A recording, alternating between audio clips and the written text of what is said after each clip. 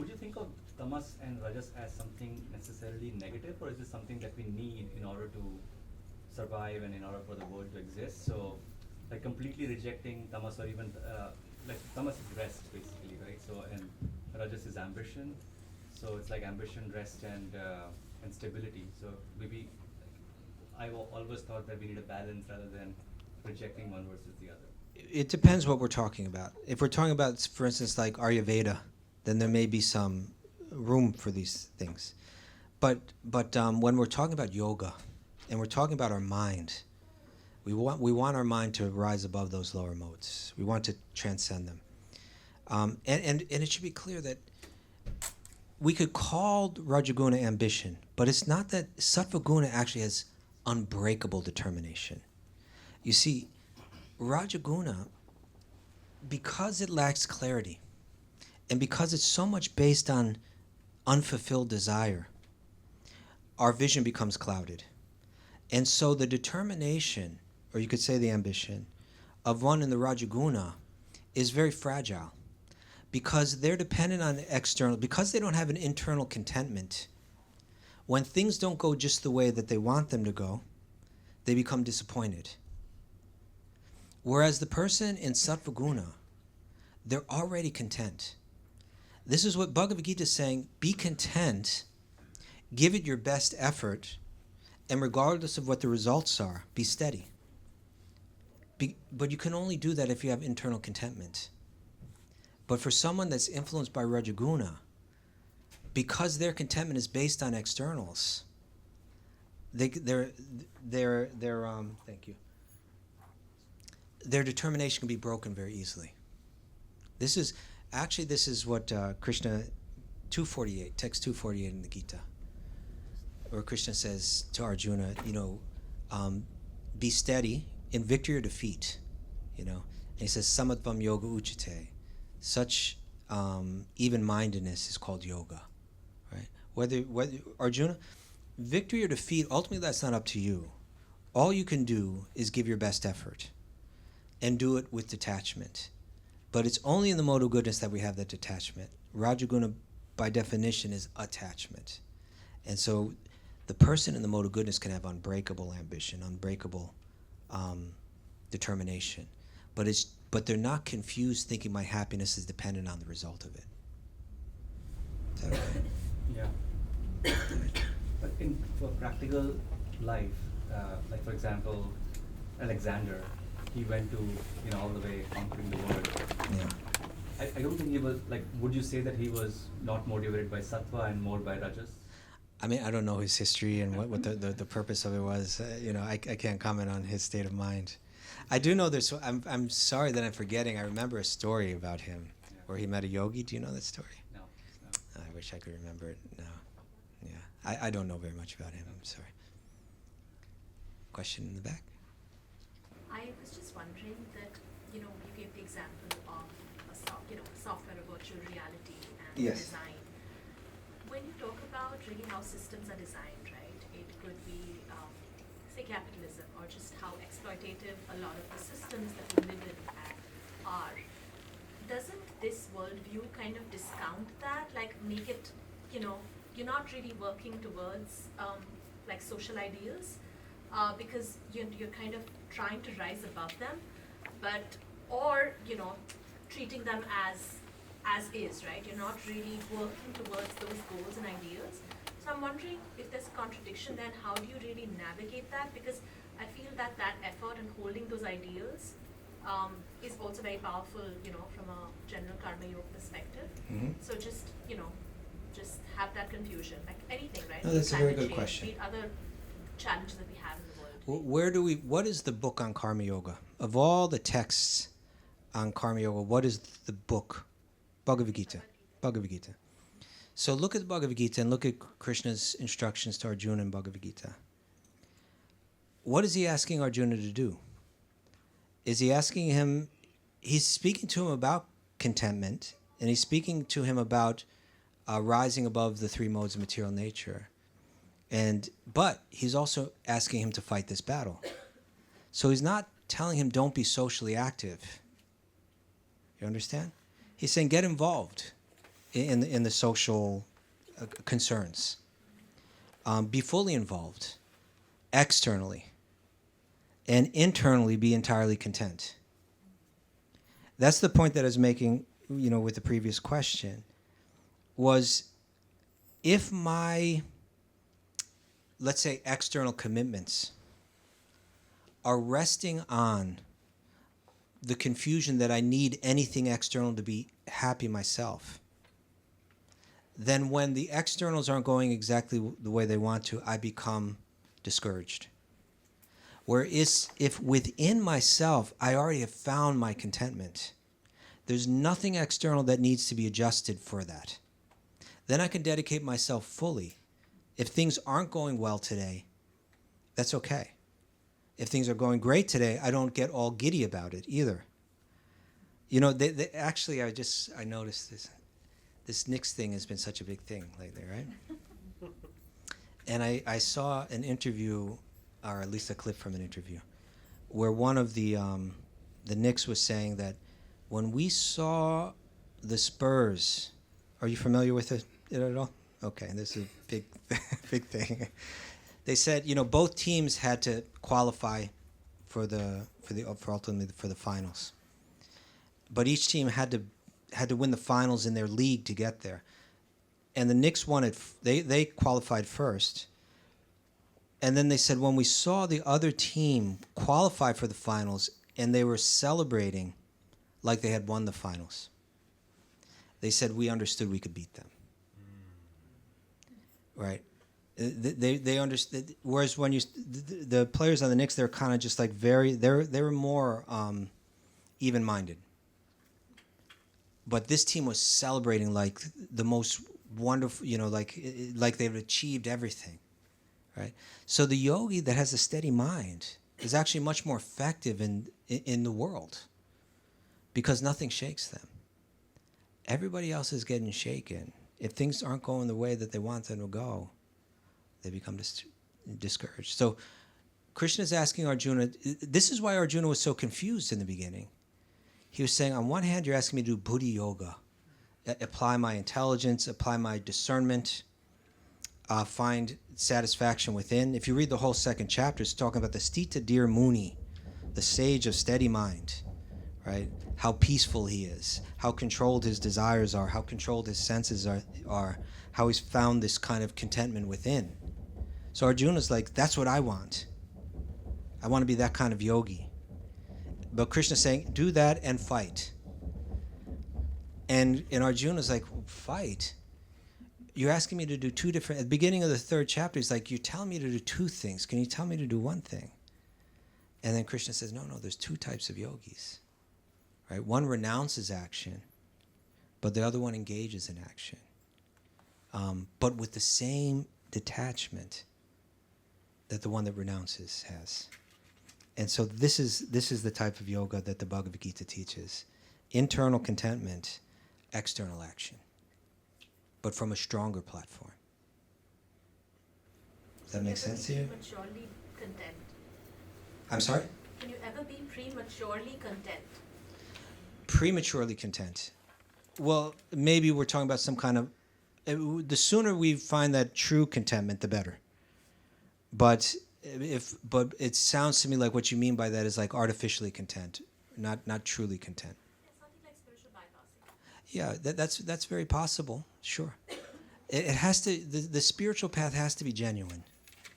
If it's there for escapism, that's also what Arjuna was being told. You can't walk away from this.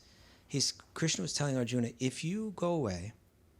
Essentially what he's saying, what is he? Mityahara, I think is what he said. It's pretending. If you were to go out and, Arjuna, you could sit there in a perfect lotus position out in the forest. But if internally you're still meditating on the battlefield, then you're just a pretender. It has no true, valid, transformative power, your so-called spirituality. So certainly people can do that. That's why it's so important to learn this path in an authentic way, because it can definitely be taught as just a way of escapism. And Sure. With that, can you always let us fall just back get into that? let us just get you the microphone, please. Oh. With that you just said, Yeah. can we always fall back? We can always fall back, right? Like, we can come to contentment and be at peace. But it's still a practice, right? There are places in the Gita where Krishna say when one's achieved a certain platform, they never come back. But yes, people have gotten very high and still come back. So we have to be careful. I've even done that, you know? Sure. Like something today, someone said to me, because I was in my situation feeling targeted in a sense, Okay. and I was suffering because of it. But I felt contentment for all this time and know that I can always be the master of my reality with my thoughts. Hmm. But there I was saying I was targeted again. So you're not quite the master yet. Right. Right. I did it. Yeah. But you could, but you will reach that point where you fully mastered Okay. it. Yeah. Okay, thank you. Sure. I'm not quite the master yet either. Okay. Take some time. Yeah. Would Yes. you say like when we are content, we could also be lazy and not that ambitious? So it's something that we need to practice, and if yes, then how? So it's interesting. Her question was kind of like the mode of passion. Yours is more the mode of ignorance, inquiring to it, and confusing the contentment of the mode of goodness with either of those. Okay? But the contentment of the person in the mode of goodness is absolutely nothing like the laziness of the person in the mode of ignorance. How would like someone? You see, how is that? How are they different? Yeah. The mind, the awareness of the person in the mode of goodness is illuminated. They're seeing things clearly, and they're understanding something about themselves. For instance, like if you're deeply in the mode of goodness and you've heard well from these sacred texts, you can begin to see through the eyes of the texts, and you can begin to understand certain things. I'm not my body. I'm not my mind. I can see that my mind, like generally people say, I'm happy, I'm sad. When you're deep in the mode of goodness, you can see it's not me that's happy or sad. It's my mind right now that is experiencing happiness, or my mind that's experiencing sadness. And I can sit here and watch that go on. Even just that right there gives you such power. To be free of being pulled by the mind in so many different directions. Otherwise, I'm going up, I'm going down. No. I can see my mind's doing that. I'm okay. That's contentment, right? I'm okay. Once I'm on that platform, now I'm free to engage rather than being pulled through this up and down, up and down, up and down. The person in the mode of ignorance, they have the most clouded. The person in the mode of passion, their desires are really clouding it. Do you notice that if we're very attached to something, or if someone, it's easier to see in other people, it's hardest to see in ourselves. But when someone has a strong attachment, how their clarity becomes clouded. So it begins to block the truth. Sometimes someone falls in love with someone else, and everybody knows this is a bad idea. Right? No, you don't know him like I know him. You don't. No, we do know him. Right? This is trouble. But that one person can't see because the attachment has gone so strong, right? Whatever pleasure there is that they're getting out of that connection, and whatever pleasures they hope to further get out of that connection, have clouded their clarity, and now they're rationalizing and justifying even things that are big red flags, right? So the attachment has become a blocker of truth. That's the mode of passion, right? Mode of ignorance means I don't even have any clarity on what's good or bad or healthy or unhealthy. I'm just really confused on these things, right? And those people tend to become very discouraged and become lazy, is in one sense apathetic. How would you say to because yes, everyone has a different advice, but in a situation where you have so many ways to follow, how would you say one can stay anchored? One has to choose one way of staying anchored. Staying anchored. Yeah, to stay sane and stay aware of yourself. As we live in this world? Yeah. What would be my advice? How to stay anchored? Yeah, just for example, the situation you gave in, the person is either clouded by judgment or passion or contentment or like laziness. Yes. But if you would say like someone would be in that situation, how would you guide them to have a state? Or how would I guide a person not to fall into that situation? Yeah. Well, the way the yogis say is that there's 3 things you want to be in your life and part of your decision making and how you understand the world. Guru, sadhu, shastra. Okay? Shastra means the sacred texts themselves. That here's a perspective that's untouched. It's said that this is the faith of the yogis. Bhagavad Gita, Upanishads, etc.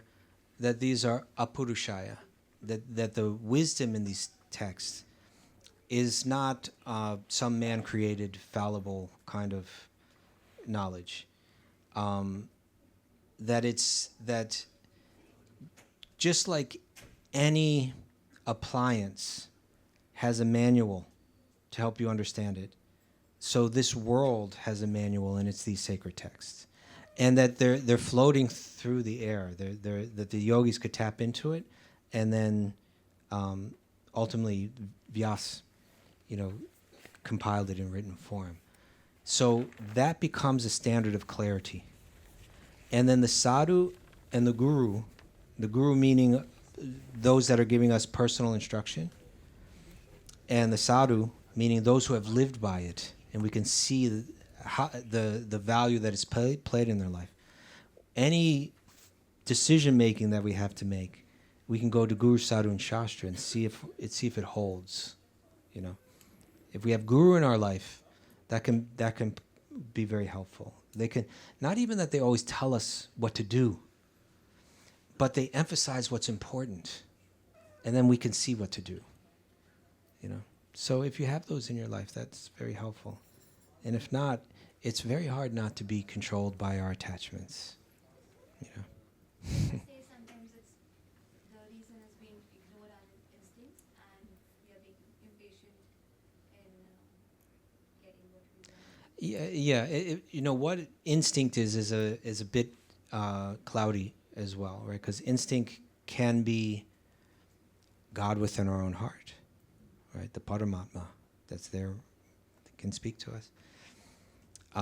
Or it could be the programming in the mind, that's telling us what we need to be happy, what we need to avoid, otherwise we won't be happy.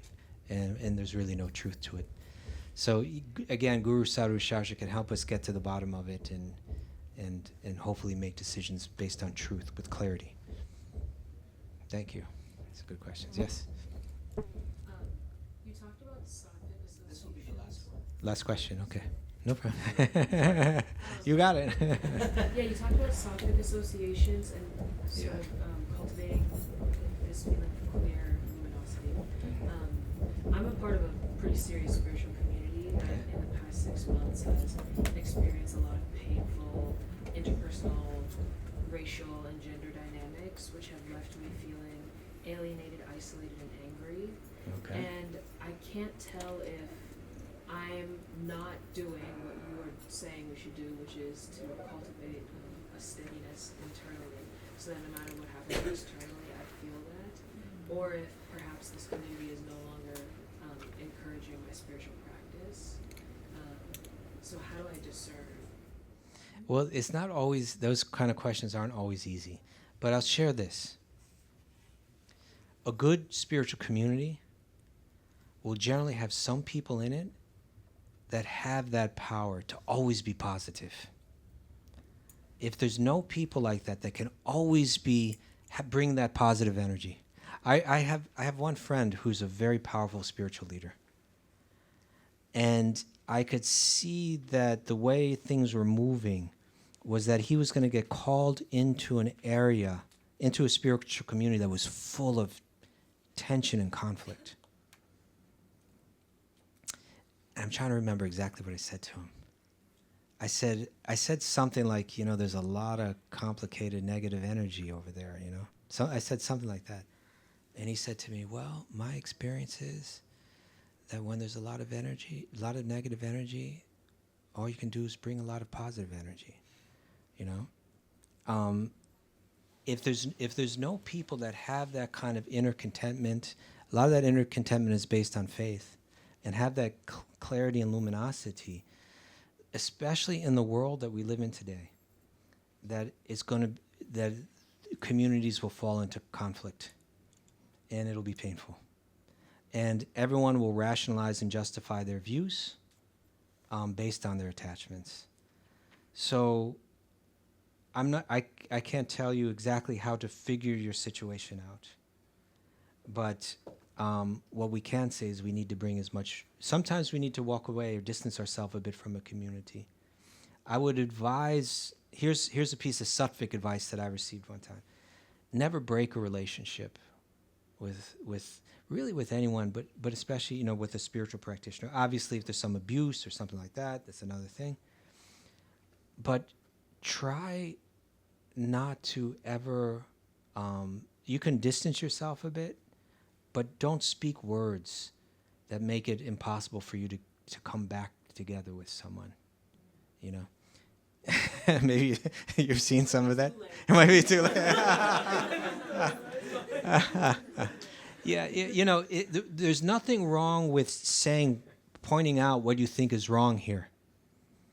But there's a way to do that where you don't say you're a bad person, but you say, I can't agree with what you're doing here. There's ways that you don't break the relationship necessarily. There's ways that you can say what you have to say.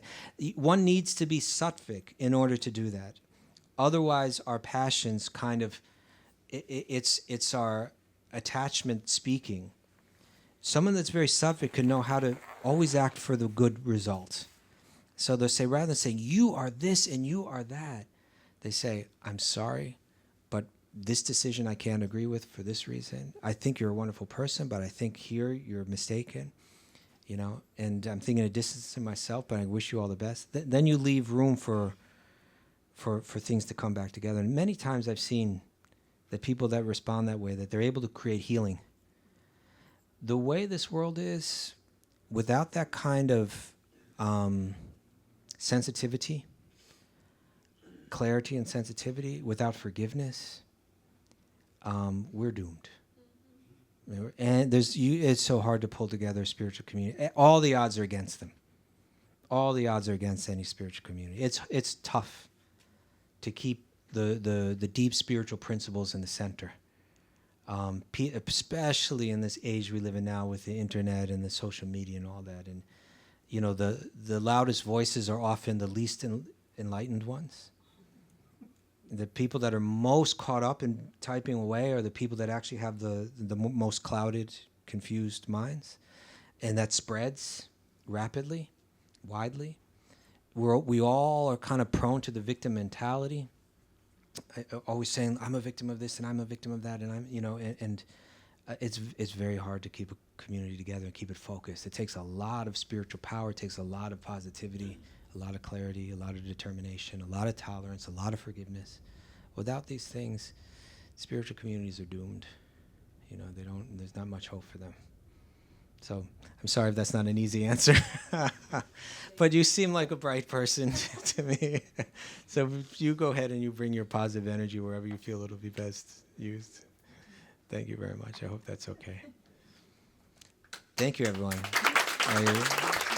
I really like this spiritual community. I see a lot of nice stuff happening here. So thank you very much.